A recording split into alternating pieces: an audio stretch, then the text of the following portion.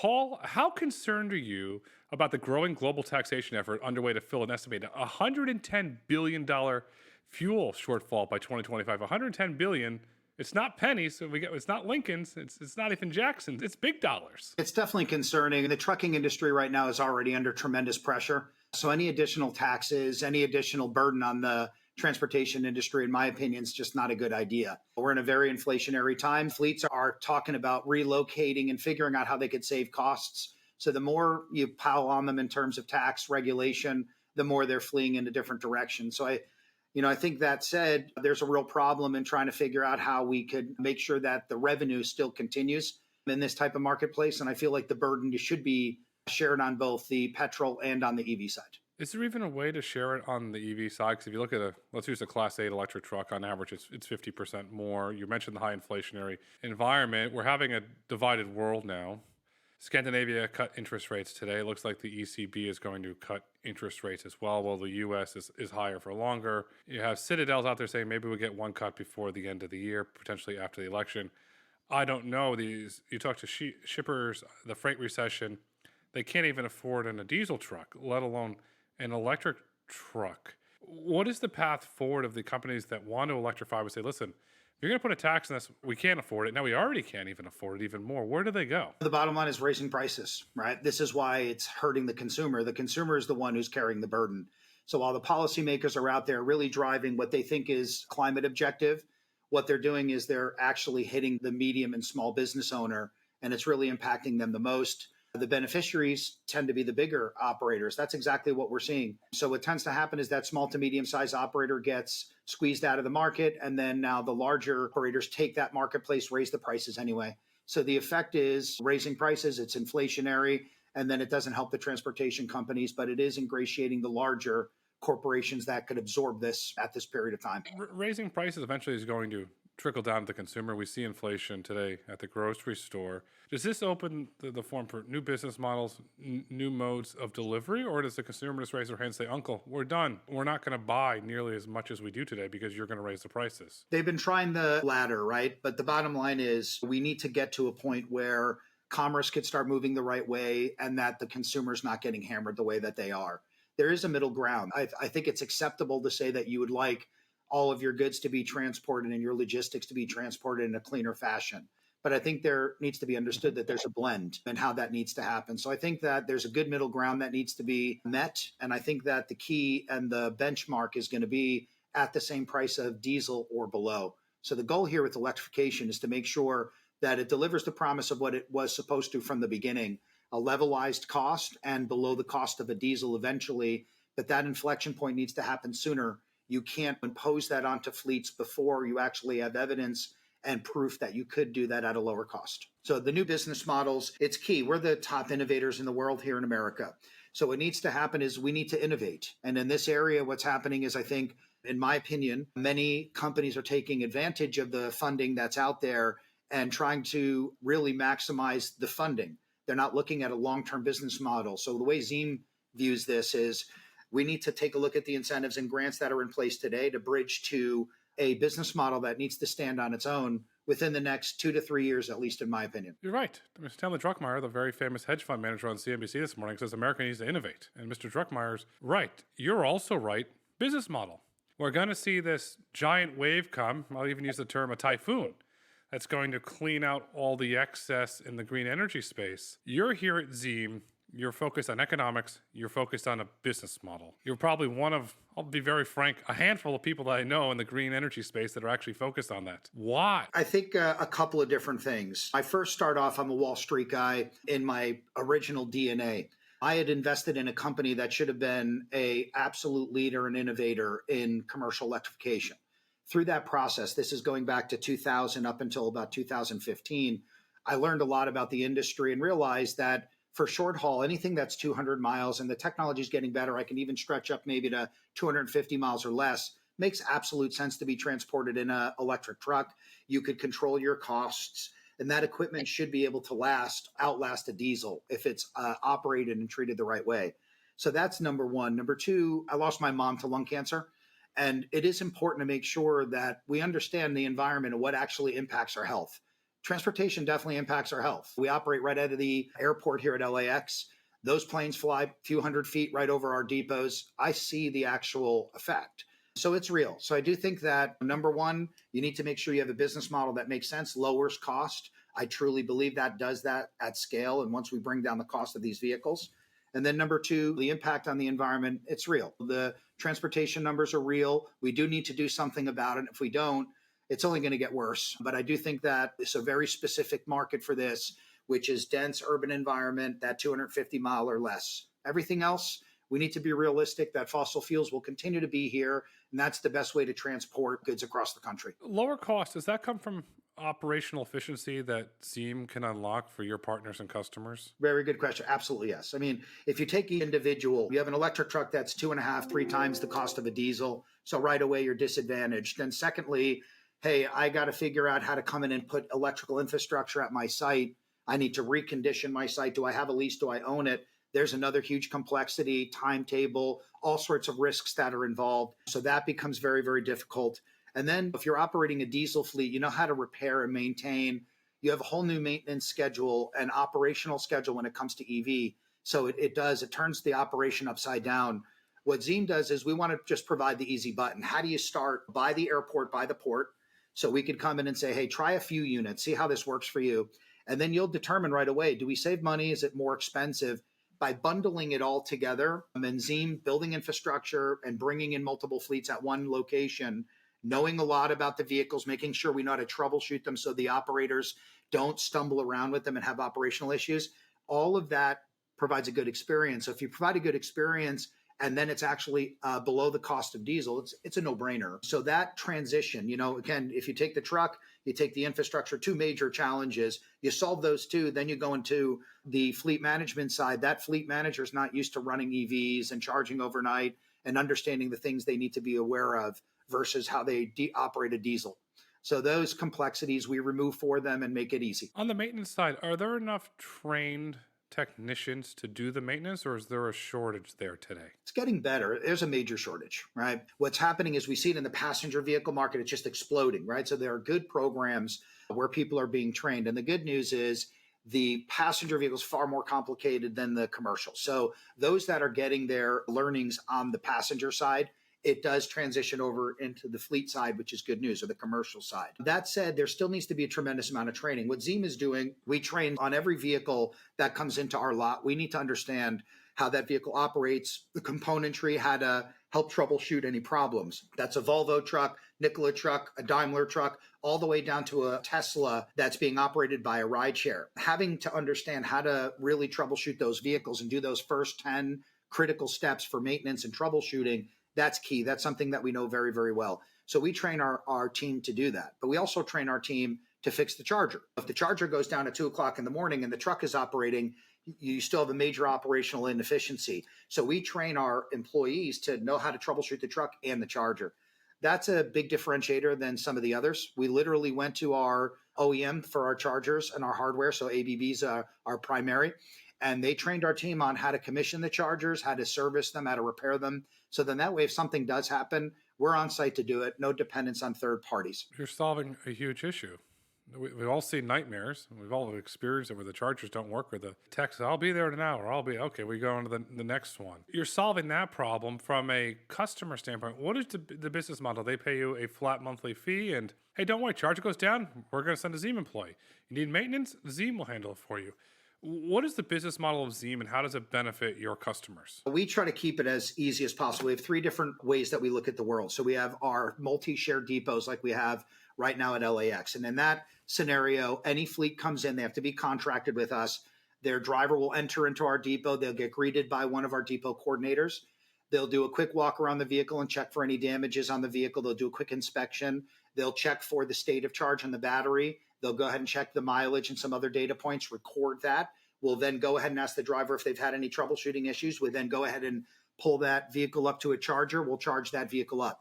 If the driver is going into the lounge area, they'll be notified once their vehicle is done. We have a white glove service. We literally valet the vehicle to the driver. Off they go. If they're parking for the day, we'll go ahead and charge that vehicle up and we'll position the vehicle, stage the vehicle for the next day operation. So that's one piece. A second piece would be, and we bill everything in arrears. So if that operator is leasing a vehicle from us or owns their own vehicle and is parking it and charging it with us, we bill them in arrears. We take all that information, we bill them on a kilowatt hour basis, and we try to keep it, again, as simple as possible for them. We also have a co-located model where some fleets will say, hey, I don't want to reposition. I don't want to go all the way to your site.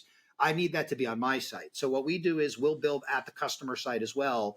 But for us, we want to operate because it's not enough to just build it and walk away. It is complicated to operate it. You need to know the vehicle. You need to know the charger integration. So marrying that together is where fleets say, okay, I now don't have to worry about the truck starting or the charger working. You're literally giving me an opportunity that I pick up a fully serviced vehicle. It's ready to go. I come back, drop it off, and you're handling everything for me. That's a different way now for me to operate my fleet. So if this could work in electric and the price point is below the cost of a diesel, you're my test. You're the try before I buy, before I go all in. It's smart. And then I'm assuming the economics change versus going to one of your depots versus a co-location depot? Very much. If you go to my depot today, you could get started tomorrow. You could bring your equipment, you get started, you charge right away. We have a contract in that it's minimum 1-year contract where you come in, we estimate what type of charging you're going to do on a daily basis or on a monthly basis. We schedule that for you. We go ahead and provide you a contract based off that usage. If you go over, we go and make adjustments. We know many fleets won't really know what that usage is going to look like until they get 2-3 months of operations in there. So we work with the fleets like that.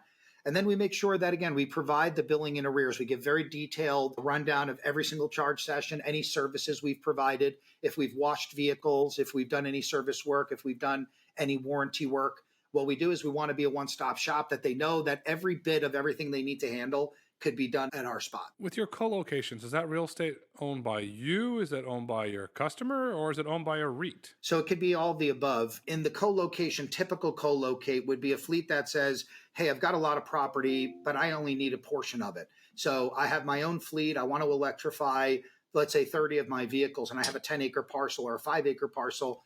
We'll come in and say, okay, we'll be a tenant at your site. We'll build the infrastructure. We'll fund it. We'll build it and operate it out of your site. You go ahead and procure the trucks on your own, or we'll procure them for you. And then what will happen is we provide them with a fixed fee.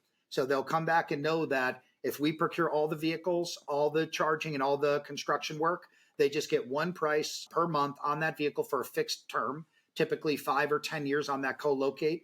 So the majority of the co-locates are done at the customer site where they have extra room.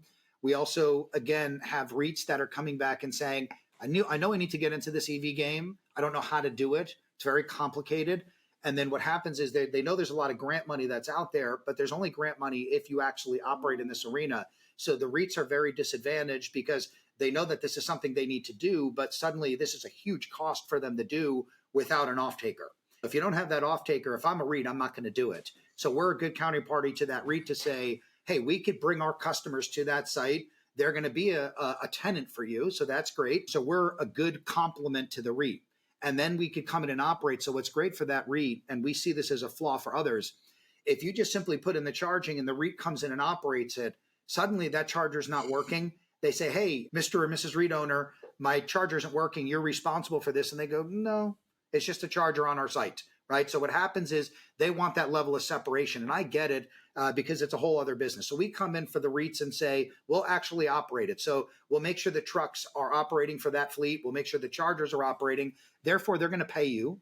They're going to be a happy tenant. They're going to have a good experience. So now you're wrapping EV charging and parking and maintenance and the whole 9 yards as part of your offering as a real estate entity. You're tapping into the fueling. You're tapping into the transportation side. So if I'm a REIT, how do I grow? How do I get additional profits and ROI?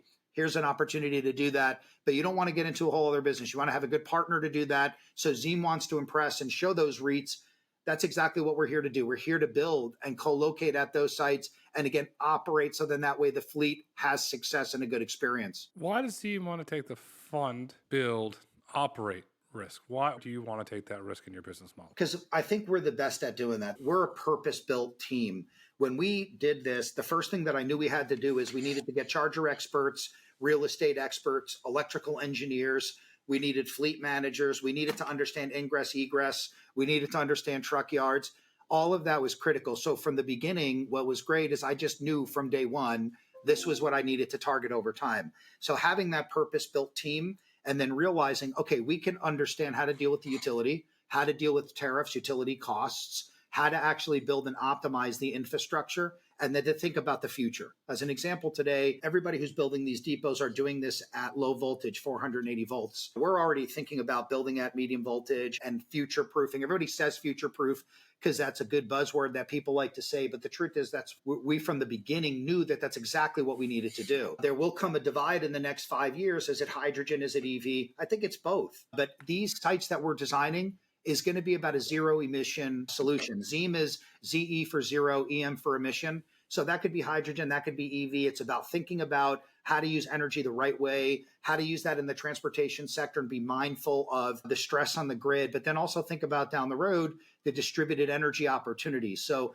I see these as future mini microgrids to support the grid. Today, we're a huge draw on the grid, and we won't prove that we are supportive of the grid until we could actually be there in scale and be at a lot of the pain points. Remember, we're at LAX, major pain point, lots of power draw, lots of capacity issues. If we can push that back and forth and be good citizens of the grid, suddenly this whole political push that EVs are straining the grid, we don't have enough grid power, you have to use the batteries, you have to use what's constant power. Batteries are constant power. It doesn't need the wind, doesn't need the sun to be out. It's constant power as long as it's plugged in. So if you can think about it from that most basic level, there are chargers that do that today. Zeem site will do that. So we will be essentially one plug to the grid with huge mass amounts of power, but making sure we use the batteries on our site in the trucks, stationary batteries, to make sure we're good citizens of the grid. So that's a story for 3 to 5 years down the road. Right now, we just make sense of the world. It's a lease, it's a truck, it's a charging facility.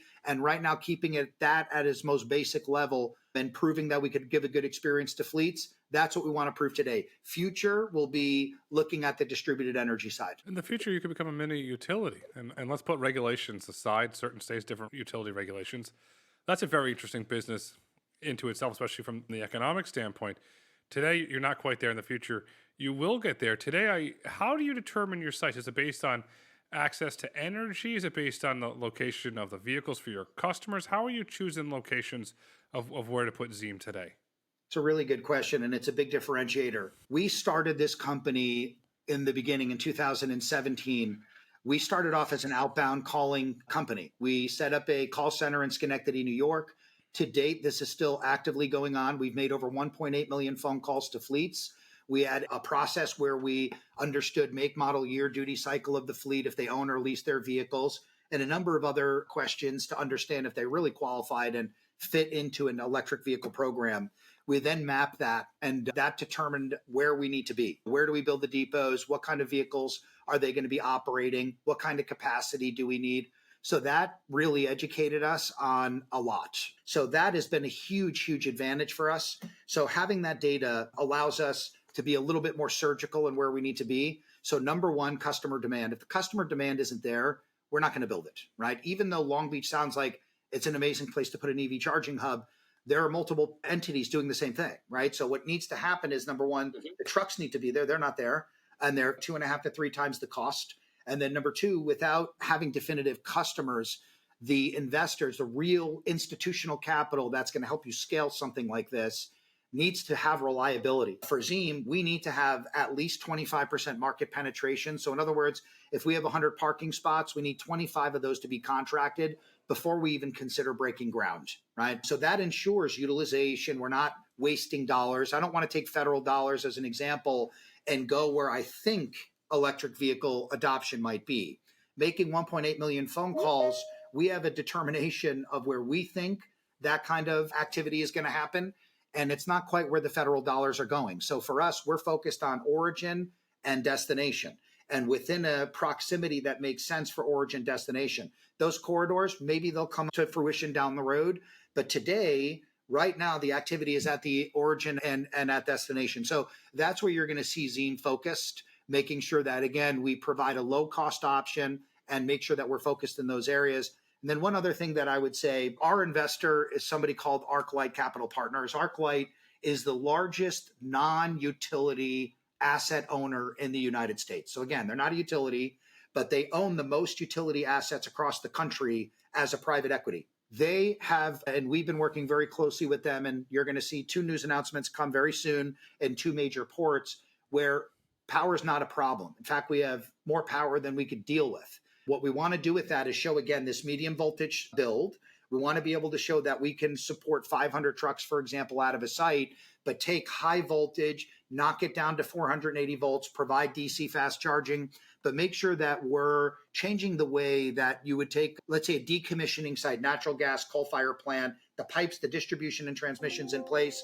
How do you take those assets, repurpose them, and make sure you nail this adoption that needs to happen with EVs? That's where a lot of our focus is. If you look at maritime patterns, there's been a very, very big shift in maritime patterns from West Coast ports to East Coast ports, and I'll single out two very important East Coast ports. Port of Baltimore, just despite the bridge collapse, is still a very vibrant port. And Port of Savannah, they also have that inland port there that they're doing stuff. Is that what we might see, Zeem? You might start to come into the East Coast just based on maritime shipping volumes? Absolutely. Maritime to railhead, anywhere there's container movement that requires Class 8 trucking or drayage is an absolute target. What you're going to see is we're coming in hard on the Class 8 side. The reason why you don't hear us really jump up and down right now on Class 8 trucking is because there's just not a lot of electric trucks in the market. I know there's some data out there, but personally, I disagree with a lot of the data points that are there. They'll say that there's 15,000 medium heavy duty trucks in the market. I know this market super well. There's just not. The data is skewed because of the Bright Drop product. It's a light duty van. So when you start talking about medium duty to me is 12,500 GVWR or above. That's a class 4 category or above. So anything below shouldn't qualify in that statistic. So if you were to go and say, how many class 8 trucks are in the market, and I'm speculating here, but I would bet I'm not that far off within a 10% margin. There might be 1,500 electric trucks out there, might be. I would say it's probably lower than that. And right now there's a little bit less than 300 drayage trucks operating in Long Beach. So if you're going to go out there and say you're just a medium duty infrastructure provider, you got a long ways to go. So for us, we're providing infrastructure for fleets. So right now, if it's a car rental fleet that's going to come in and give me utilization, great. I need to make sure I sustain as a business. Environment is important for us, but number one, feasibility and scaling this business is number one, tip of mind. So for us, whatever needs to charge, that's where we're going to be focused. Class 8 is coming. And so now you're going to start to see a lot more from Zeem around the ports where that activity is. So now we finally have equipment that we could charge at our sites. Just simply wasn't there before. Your number is very, very close. So you're spot on. According to this is the source of the International Energy Agency, credible sources, 1,200. That's globally, not United States. That's globally according to the International Energy Agency. And the sales increased 35% in 2023, which was even lower compared to 2022. So the number is very small. Do we potentially crack 2,000 globally this year, 2,200 globally, or is the adoption still going to be on the lower side? Are we even going to cross that magical 2,000 mark this year, do you think? ACF, ACT, all these different regulations got bumped out to 2025. I do think you are going to actually see a lot more movement this year. I know that, for example, we're in a long line waiting for electric trucks. It's frustrating. And I know fleets share the same exact thinking. But what's happening and what you'll see come from Zeem is we're finding product. I'm very disappointed in the product that's available today and the cost and then the ranges and the performance. So I've had to look elsewhere. And what I think you're going to see is some new market entrants that are going to come in and really rock the industry. There is good product. It's just not in America right now. And what I think you're going to see is you're going to see some new entrants come in. You'll see those numbers start to increase. I think 25 is going to be a big year to move the needle. It's going to be because companies like Zeem and others that are similar to us, they're starting to open depots. They have charging infrastructure that could support more vehicles. Our co-locate model going into these fleets and building at their site is going to allow them to go from sort of trial and pilot of 5 or 10 or even maybe 50 trucks to really electrifying an entire site. So what's happening is now they finally have an option. Like they know fueling trucks, right? They know that they can bring Penske or Ryder in to do a full service lease program and operate at their site. Zeem is the future of that captive fleet operation. We're going to come in and operate at your site, provide the charging service, maintenance. We're going to be that going forward. It's just hard to see that today. And we want to make sure that the ports understand that we're going to be that provider for Class 8 and that we're the best partner for a dealer. We're your biggest customer. We're the best partner for those that are looking to be service and maintenance groups. We want to invite them and train them and make sure that they're keeping our vehicles on the road. You're one of the few companies in the world that actually wants to buy them. So the dealer should be knocking your door down and potentially giving you a discount. You and I have talked offline several times about passenger car electrification, where if you take a traditional OEM that's taking a traditional chassis, electrifying it, it's not working. We don't have to name brands or names. It's not working. And it's well documented in the marketplace. Then you look at Tesla, built it from the ground up. It's working. The market numbers back it up. Does the same thing happen on the Class 8 side? Do new OEMs, similar to the Tesla Semi, that built it from the ground up without their traditional engineering, the traditional hierarchy, the traditional wiring, built it for electrification from the ground up, and will they actually succeed because it was built to work, not just built to be slapped together? I love the question. It's such a good and important question. And this will upset many people, but it's fine. It needs to be said, and I say it to them, and it's better to be saying it in a public forum. The bottom line is federal motor vehicle safety standard requirements are very strict for a reason. If you and I buy a 69 Camaro, rip out the engine, put on fatter tires, Department of Transportation doesn't care. You could do whatever you want with that. So without pointing out one or the other, you take a traditional chassis, you rip out a diesel engine and you electrify it, and you go into the market, that passes federal motor vehicle safety standard requirements. Many will come to me and say, why did you buy Nikola? Are you crazy? These guys are going to go out of business. Well, Nikola went through federal motor vehicle safety standard requirements. They need to support that vehicle in the market. For every vehicle they sell, they need to have a 12-year tail that they could provide and support the vehicle in the market, even if they file for bankruptcy.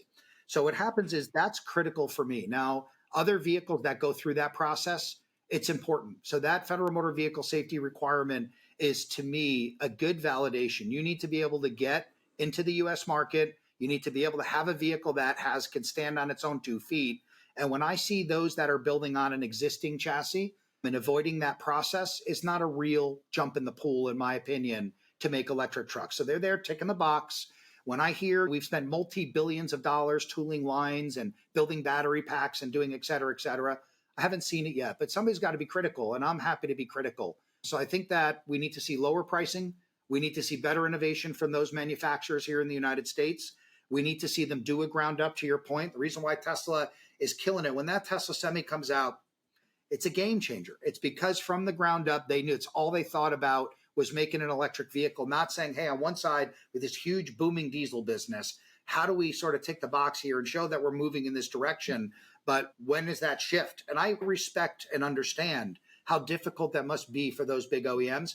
That's why I respect the OEMs that are coming in saying, you know what, I'm only doing EV, or I'm only doing a fuel cell, because those are going to be dedicated to trying to get a product in the market at scale. And I think that's where at least I favor. So I'd like to see the US manufacturers or those that sell into the United States really step up their game and provide a product at the right cost. When do the OEMs, and some of them have sister departments, divisions on the car side, learn the mistakes from the car side? It seems to me this is a classic case of history repeating itself. We're going through this on the car side. The truck side, you're doing the exact same thing your sister's on the other side. Wouldn't somebody wake up at the board level and say, wait a second, we learned this on the car side of the business. Why are we repeating the mistakes on the truck side? Or are these boards so enamored and blinded by this green craze, they're not looking at the engineering reality, they're not looking at the economic reality, and they're not even looking at the current state of the global economy. They're just pushing forward and putting shareholders at risk, not to mention their customers. I think you're bringing up such a great point. What it is, I don't think the OEMs know what to do.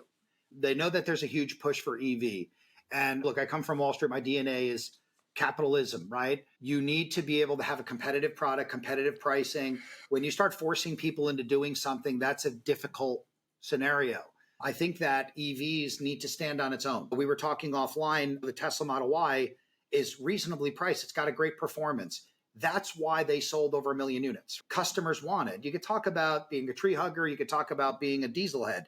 Doesn't matter. That's irrelevant. It's about the consumer wanting to have a good experience. And if they drive an electric vehicle and it fits exactly what they need and it saves them money, and on top of it, it ticks the box for the environment, that's good.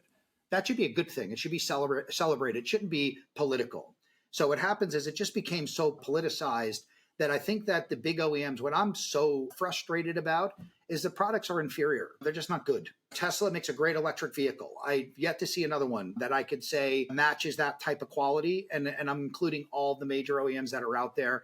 I was just in China and I was blown away with what I saw. I was in $15,000 electric vehicles that had fit and finish that you would think were $40,000, $50,000 vehicles. So I think we just have a lot of catching up to do. And I think capitalism needs to play its role. You look at a vehicle, if it's economical and it fits what you need to do, then you should drive an electric vehicle if it makes sense to you. If not, then you stick to your petrol, and you shouldn't be chastised one way or the other. It should be a consumer decision, just like buying an iPhone or an Android. It should be consumer choice. The consumer rules the end of the day. Without consumer spending, the U.S. economy's got nothing. I don't care what anybody says. The consumer spending drives the economy. It should. Consumers are buying the Tesla. It's cool. Like Elon or not like Elon, it's a great car. It's reliable. The charging works. And the most important thing for those you and I have experienced a legacy OEM EV, the software on the Tesla vehicle works. The traditional OEMs that have went to electric, their software's horrendous. It just doesn't function, doesn't work. Are you seeing any software issues on the truck side from the electric trucks, very similar to what we're seeing on the passenger EVs? I think it's a really good question. I think there are some minor glitches. I'm glad to say a lot of it is around estimating range. A lot of it is state of charge. What happens is there's a little bit of some glitchiness in there. And I think the reason why passenger vehicles are far more complicated and have a lot more features that have to tie to the vehicle and integrate into the system. So that makes the software very difficult. When it comes to the EV trucks, what's good is it's real simple. There's not a lot of componentry. There's not a lot of bells and whistles. So therefore, the software probably is less glitchy for that reason. Now, also that said, there's not enough operational time on these trucks to be able to come back. I think that many OEMs are, I don't want to say the word secretive, but they're keeping a lot of that in-house. And what they'll say is, these are our first demo pieces or first production pieces. So we're working out the kinks. So I would say that there's probably more software issues than there should be, but there's nothing that's catastrophic tied to the drivetrain that shuts these things down. It is in some of the retrofit stuff that I've seen in the past, but on the stuff that is sort of ground up, and even the ones that are like the e-Cascadias and the Volvos, I think the software integration has been good. What happens when you introduce a reefer into the picture? Does the range just go and sync? When you go to meet with any commercial EV manufacturer, the moment you bring up reefer, you're going to see a different face on that person that you're speaking to. And the reason why is because it's complicated enough to think about the driver mentality and what that's going to do to range, what that's going to do to the battery performance. When you now add in even HVAC is really complicated. You'll hear OEMs come back and give you ranges of 11% effect, which is a lie, by the way, and then upwards of 30%, which is probably a little bit more true. So what happens is it's trying to integrate that. And how do you integrate that into an electric vehicle without getting these huge power draws? So I think that that's a major problem that needs to be known. So when it comes to the reefer, any additional power takeoff is, oh, wait a second, I got to go back and I need to work these figures to really understand. I would say that it's disappointing where we are in reefer. The good news on a Class 8 truck, the reefer sits on the trailer, so it doesn't sit on the truck.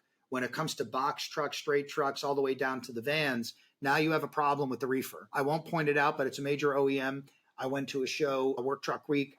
The actual engineer who put together the design had a reefer van, and I had to take the opportunity and I asked him, and he gave me the 11% number. So I just couldn't help but lean on him more and more and more. And he finally admitted and said, well, it really depends on the environment. That 11%, we tested that in an environment that was 40 degrees outside. And it's like, okay, well, that's not going to be the normal duty cycle. I get it. You're going to do testing and you're going to put out figures that are favorable to you. But the truth is, with Zeem, we operate this stuff. I don't make the truck. I don't build the charger. I just operate it. So what's good is operating it over time. I'm going to tell you the true range. Many of our partners that we buy product from will say, hey, why are you putting on your website that this only gets 100 miles? It actually gets 150 miles. And I have to tap them and say, look, we operate these trucks. We get 100 miles. We have to sell it to the customer with what we feel good about. And maybe it gets 120, but it doesn't matter. To me, I'd rather be on the side of surprising the customer and making sure that we underpromise, because at the end of the day, they're always being overpromised, falling short. Those disaster stories are what make the headlines in EV.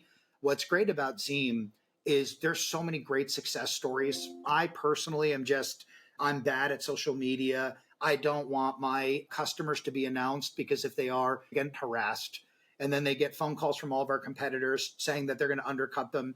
but they don't even have a charger or truck in their fleet. So what happens is I want to continue to deliver a good experience for the customers and continue to deliver and to make sure that people like yourself know that we're the real deal. And it comes from these kinds of interactions and your audience to be able to understand who's doing this right, who's not. And I appreciate the forum. We're very happy to have you here. I want to ask you this from an operator's perspective, because in February, the Congressional Budget Office forecasted the U.S. Highway Trust Fund, a federally transportation fund financed by fuel taxes that pays for the road and mass transit projects, will be insolvent by 2028 without reforms. They're going to have to increase taxes. They're looking at electrification. We mentioned the $110 billion shortfall before. How concerned are you from an operator's perspective? Because 2028 is 4 years away. And when something goes insolvent, you just can't kick the can down the road. But we can turn the printing press on, but then you got inflation. And we learned that in the 70s.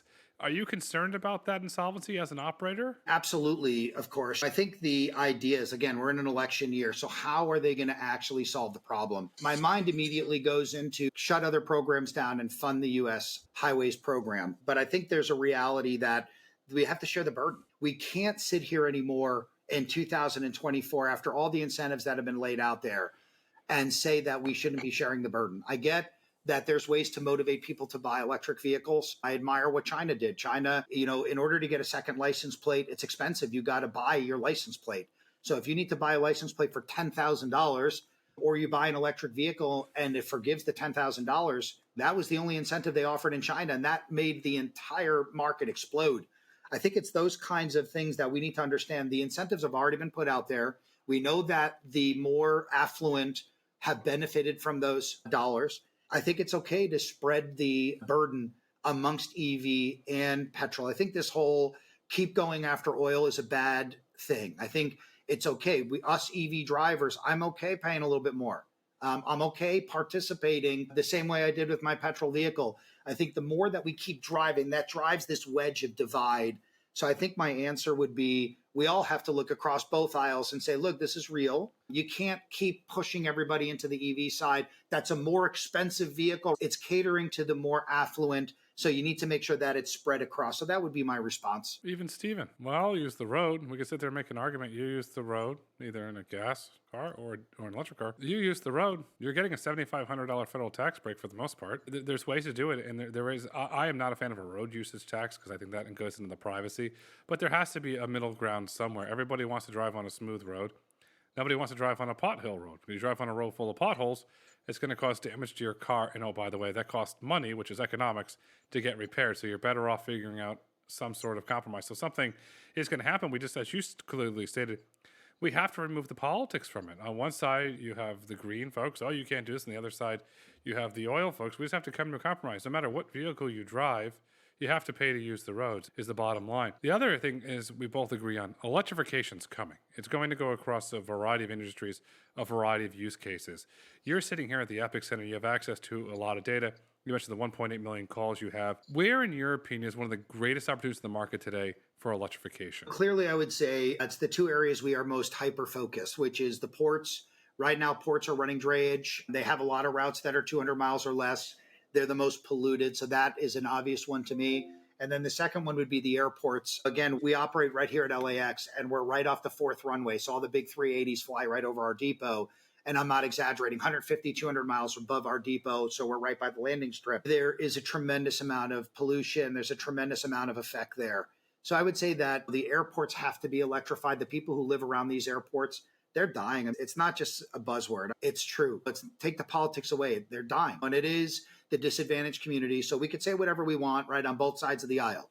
Just go and stand there, drive around, and you're going to see it for yourself. So I think that the airports and the ports are the two very, very important areas that I would say are able to be electrified today and that they fit the pattern. But I also think that Zeem, we're very careful on how big we build these things. We think our site, for example, could accommodate about 170 to 180 trucks overnight. We could charge literally 1,000 vehicles throughout the day. So we could come in and out. But overnight, we have a capacity constraint. We do that purposefully because we realize like a market could be saturated. You don't want to overbuild right now.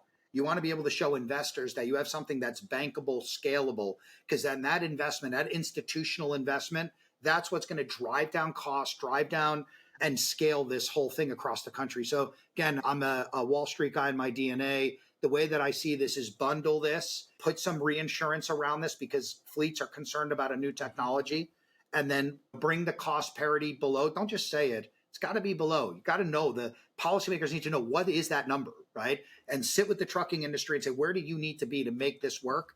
I think that's where we need to be. And I'm feverishly going after that. I'm looking at how to creatively finance this as bundled. I'm trying to think about how we could remove the battery from the equation, finance that over a period of time to lower cost.